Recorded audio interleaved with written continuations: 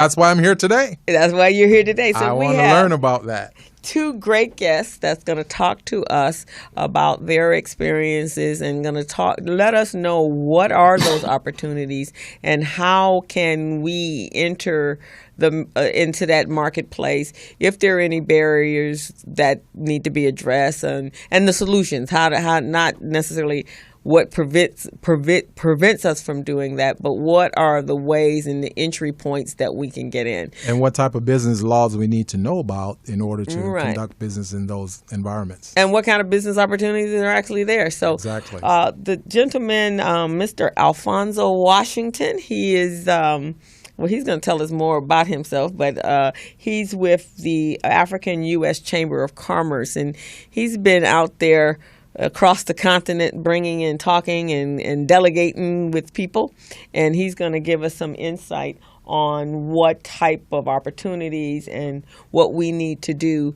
in order to do that. And so I'm going to turn the mic over to Al. I call him Al. Okay. And for those of you entrepreneurs who are listening and you want to chime in, our phone number here is 323-293-3375. That's 323-293-3375. So while you're listening, you're gonna your imagination and your interest is going to be piqued. So give us a call. Right, and we want you to be piqued. We want you to have yes. conversations, because this could be a game changer Yeah, for a lot of our businesses. So, Mr. Al, we're going to turn it over to you. Thank you, Crystal. In fact, you just you mentioned something that happened that I think really expresses what the chamber is about.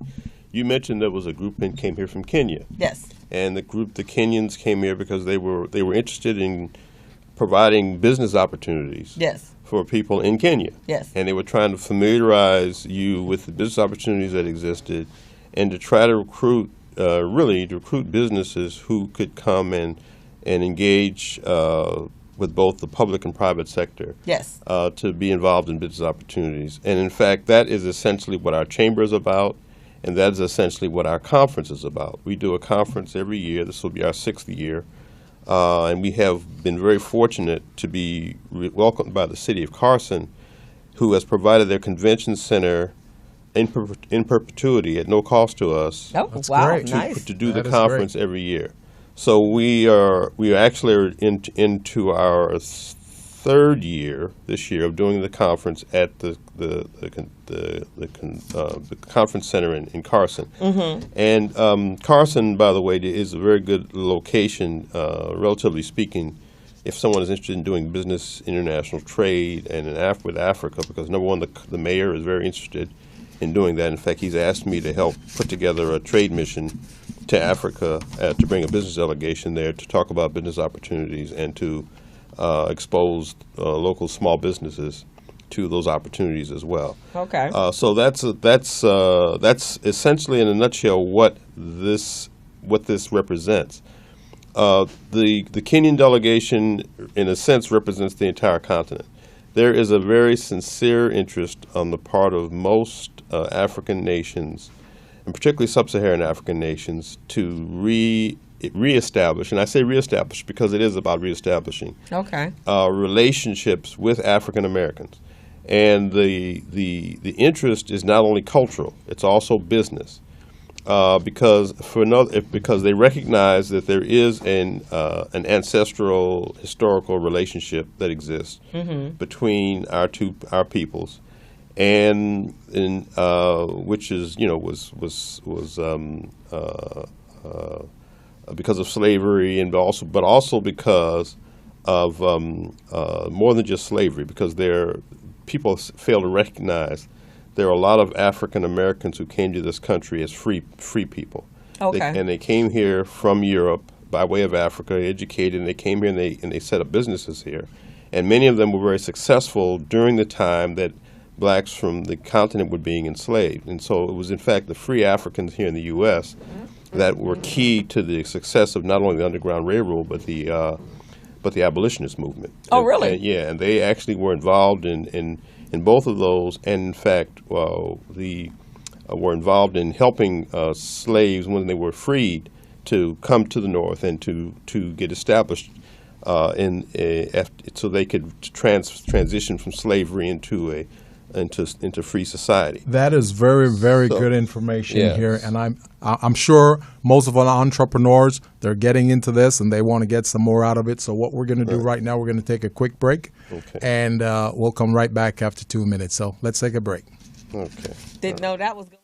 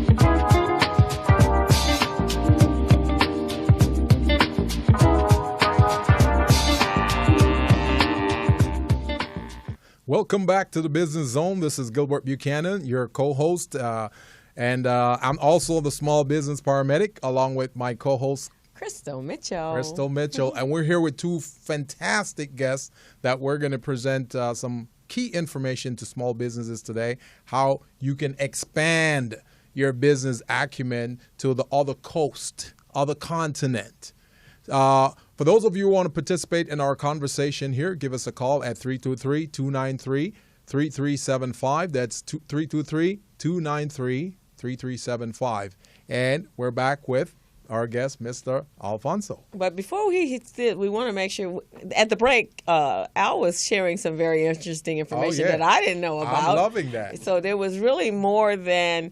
Yeah, and that's so interesting that our history is so fragmented that we don't understand really that once they picked up the segment of slaves, Africans, and brought them here to make them slaves, there were still exchanges obviously going on to help their brethren that had been kidnapped. Yeah, the movie that illustrated that was 12 Years a Slave. And the gentleman that portrayed that, he was not unique to the American culture.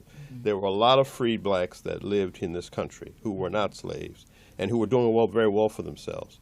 So that what happened to him could have happened to any one of us here. But the idea is that they existed, and they existed at the same time that slavery was happening. So what we hear a lot about is the slave portion of our history. We don't hear about the entrepreneurial and the economic development portion of it. The fact that, for example, the AME Church during the same period of time founded over 8 colleges and universities. Wow. Right. All right, We in this never heard country that. during that same period of time. Yeah. Never heard that. So the black entrepreneurship is as much a part of the history of this country as slavery. And in fact, it's more important for us because it represented our efforts to build our own local economies. Exactly. And to create havens for ourselves where we could live and be relatively free from oppression that existed in the larger society. And it happened in spite of the fact of Jim Crow and separate but equal and all the things in the Supreme Court ruling that they ruling against us, our existence here. Our ancestors, and they were some powerful people, were able to not only create small business communities, but African American communities, and support each other and help each other, and for that matter, prosper in this country, in spite of it all. So that's the beauty of this. Now, to get back to where we are, probably the best historical thing you need to check out on to understand where we're going is Marcus Garvey, because Marcus Garvey essentially was an advocate for African Americans to reconnect with the continent, not only culturally but also economically. And many of the programs that he promoted and started was geared towards that happening.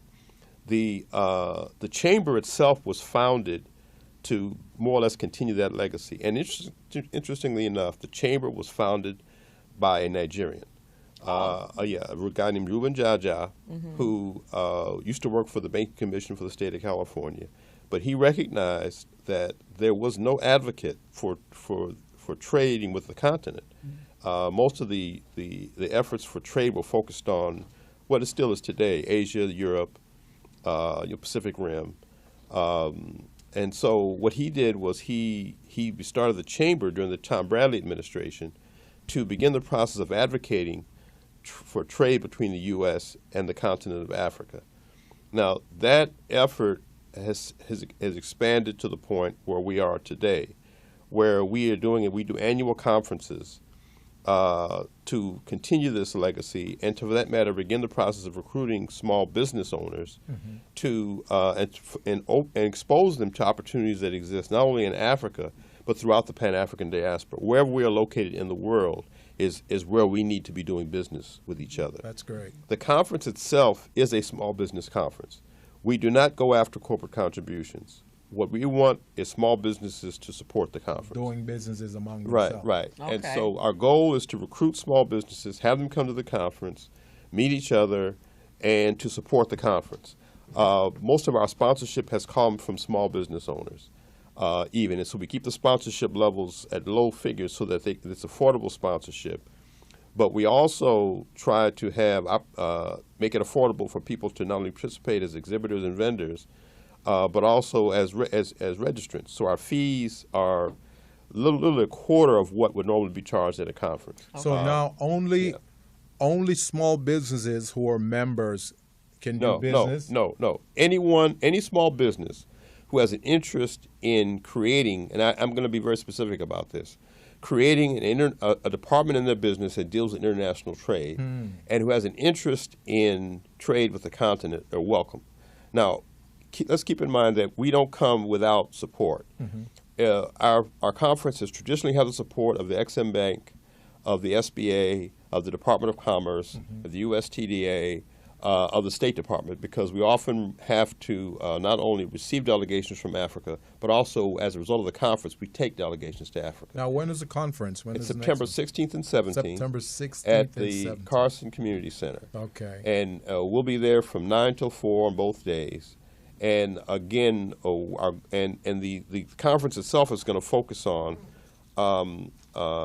the International Decade for the People of African Descent, which is a Pan-African recognition that is being done by the UN. Okay. And we're looking at a 10-year period of time when they're going to look at the contributions of not only people from the continent, but people who are of African descent throughout the world. Now, what do we need to do in order to get involved in this? Because I'm listening to you, and I know Crystal and I work with a lot of small businesses. Right. And I'm sure that we can provide some type of contribution or get small businesses involved in that process. We have a system here called Small Biz Pro, which I'll tell you guys about a little bit later, that will help at that event. Right. So let us know what we can do. Let me just say this. What you do would be a nice addition to what the event is about. I mean, for example, we have featured SBA, who talks about their programs for small businesses and helping them provide loans, but with their involvement in helping set that up. We have featured XM Bank, who talks about how they can help people finance trade transactions. We are involved with the Department of Commerce because the Department of Commerce can help you market what you're trying to do internationally, not just in Africa, but throughout the entire world, as well as USTDA and OPIC, who are part of our connection as well. Right. But what we try to do is we try to expose small businesses to the arena of international trade, but they have to understand that international trade has to be added to their business program. It can't be something that they just think they're just going to meld in. They literally have to create an international trade division of their business that focuses on opportunities for what they want to do, and then there are agencies that exist in the U.S. that can help them create that. The Center for International Trade Development will give them an excellent not only breakdown but also instruction on how to develop an international trade division as part of their conference. The Department of Commerce will help them find markets. Exim Bank will help them provide financing. SBA can help them not only provide financing but also help them develop business plans. Right. But all of that is part of the mix. But you see, if you're going to be involved in international trade, you have to have somebody as part of your business that's committed to that, because international trade, why it is a very lucrative if done well, it takes time. And you're looking at someone who's commit to 5 to 7 years of development to actually learn how to negotiate, how to use the SBA and the Department of Commerce and Exim Bank. They have to learn global logistics, knowing how to move products from their infrastructure must be set up to handle all that well. and do all that research. Okay, and so it's more than a notion, but if you can do it, you will add a very important component to your overall business.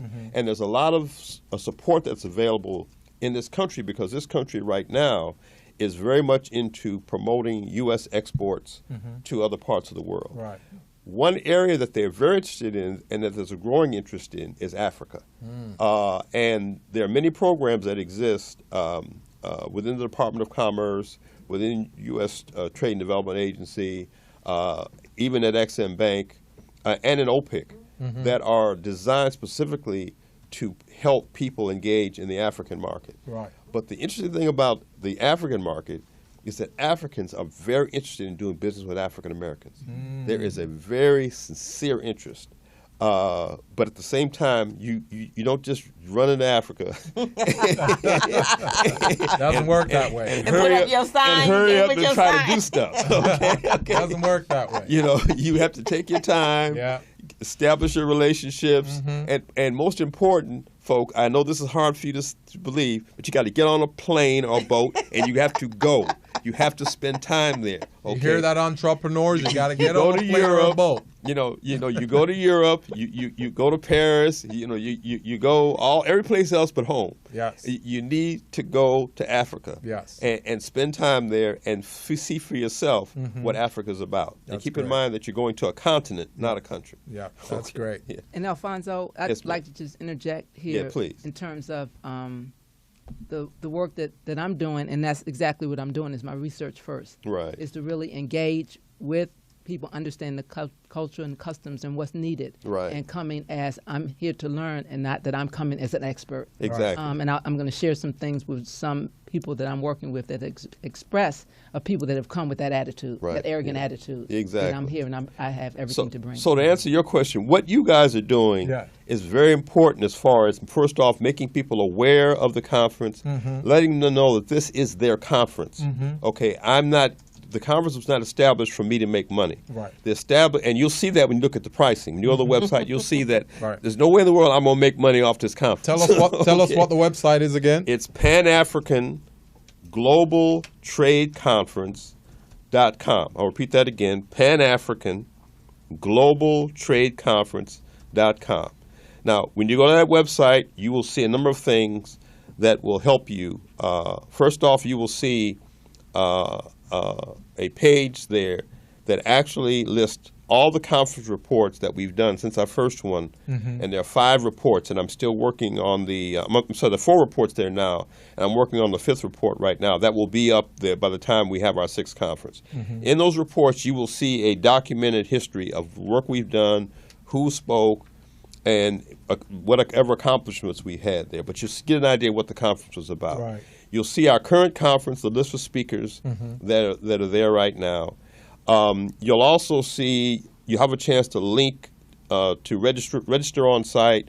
There'll be a list of the pricing for booths, for sponsors, for people who want to register just as individuals.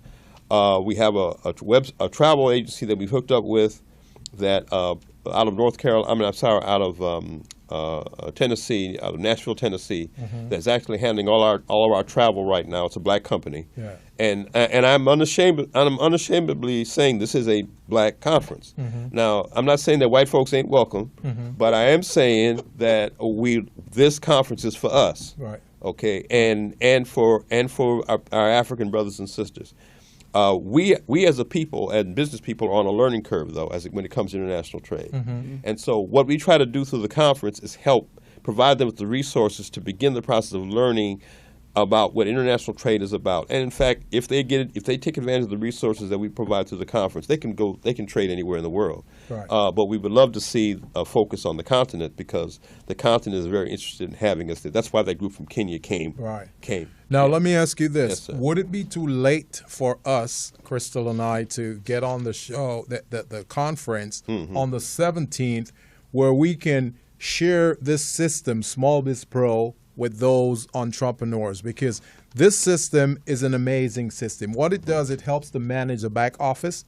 So, as you know, small business, their problem is they cannot find their paperwork. They don't know where it is.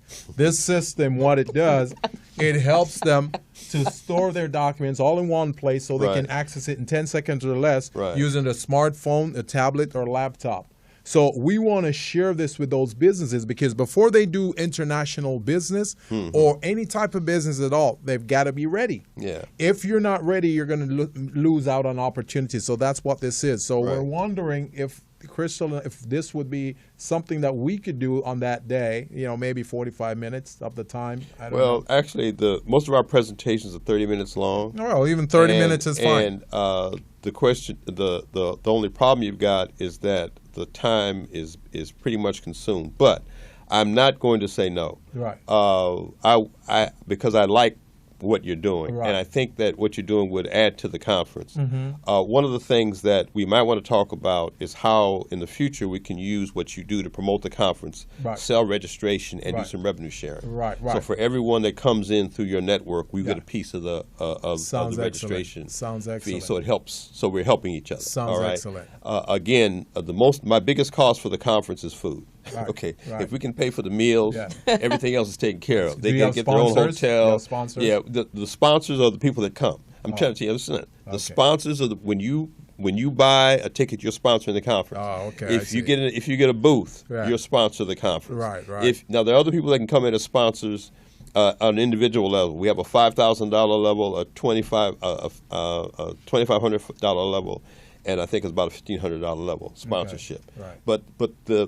But we literally have no real expenses outside of the food and then the materials we need to provide what's needed. So so that's why our costs are low. We want to keep it that way.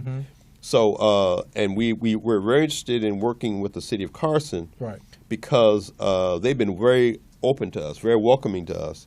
And through them, we've developed relationships with Cal State Dominguez Hills, which is one of our universities that we're associated with. We also have a working relationship with Pepperdine University and with UC Irvine, and we're expanding that primarily because both of those campuses have programs for entrepreneurship. One is an entrepreneurship program that it provides seed funding for entrepreneurship through Pepperdine that we're going to feature at the conference, and we're going to actually do a small business Shark Tank with a group of some group of investors to actually receive presentations from people who want to do business, and they will receive advice as to what investors are looking for, because this is about an investor group that will sit and look at them and say, okay, we can invest in you, but you need to understand what investment is about. Oh, yeah. So they'll get education as to what investment is about, but they'll also have an opportunity to make a presentation to 3 people who are involved, who have people in both a social and enterprise investment and private investment who have money and and if they see something that they can work with, they will work with you. That's great. Okay, I guarantee you that. That is yes, ma'am. Can I ask? Sure. So, what are some of the if someone was looking to establish some relationships, and what type of businesses and what kind of opportunities are there? On the continent, your business opportunities are unlimited. I mean, you name it, it's needed. But probably, if I was to actually have people focus on any area at all, it would be the power, providing power, solar. Any type of utility. But just providing power. Because see, right now, for example, I'll give you an example. We've just been invited by the Zambian government to put together a delegation to go to Zambia to help them develop their open markets because they have these open markets where people are selling goods, but there literally is no power grid or infrastructure to support them. So what we're going to do is we're going to go in and look at setting up solar paneling, maybe some wind technology that will give them power they need, and then bringing in refrigeration and other things that they need to help their food stay edible for longer periods of time, but also enhance the environment in which they are actually trying to sell their goods. So we're working on that project right now. Literally anything that's associated with power or providing power or telecommunications even is needed. Business office supplies needed. Wow.